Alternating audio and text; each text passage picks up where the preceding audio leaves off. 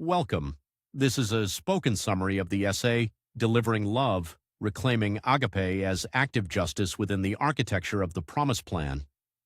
Contemporary Christian ethics has often reduced biblical love, agape, to abstract sentiment, passive self-denial, or cold impartial duty. This talk reclaims a different vision, delivering love.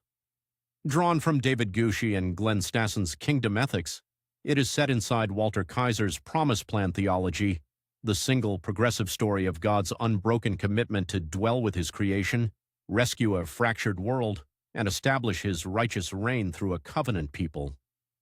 In this framework, agape is not an unreachable ideal. It is active, Christ-shaped justice that rescues, restores, and confronts. Three classic models fall short. Anders Nygren treated agape as pure, unmotivated self-sacrifice. That protects divine grace, yet it severs love from justice, leaves disciples crushed by an impossible standard, and has been misused to keep the marginalized in passive submission.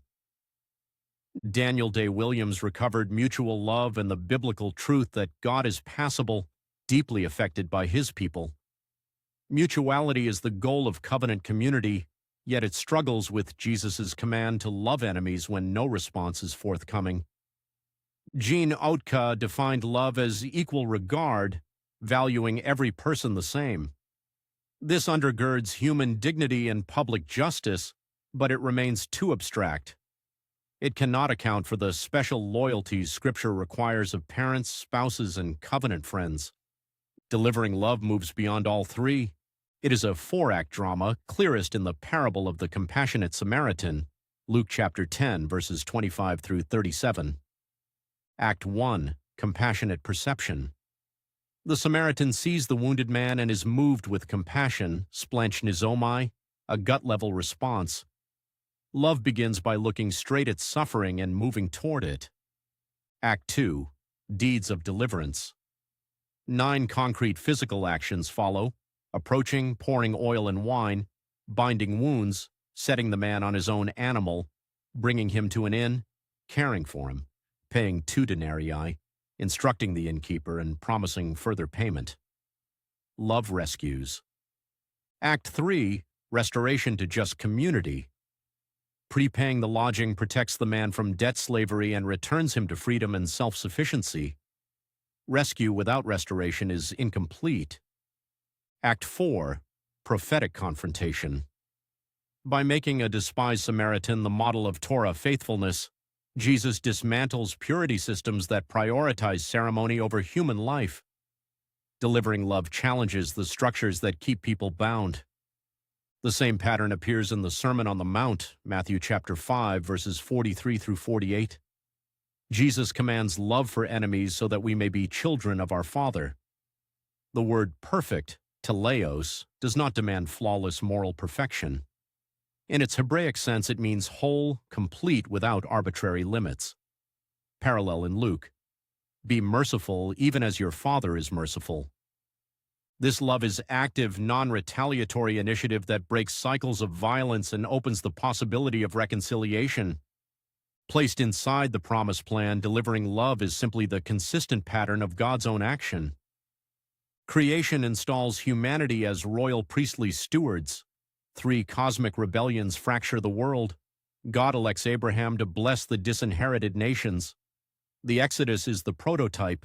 Yahweh sees affliction, delivers with a mighty hand, forms a just community at Sinai ordered by Mishpat and Tzedakah, justice that rights the wronged and restores the outcast, and confronts Pharaoh's exploitation. Jesus inaugurates the same mission in Nazareth, reading Isaiah 61, good news to the poor, liberty to captives, recovery of sight, freedom for the oppressed. His healings, table fellowship, and temple confrontation enact Jubilee deliverance.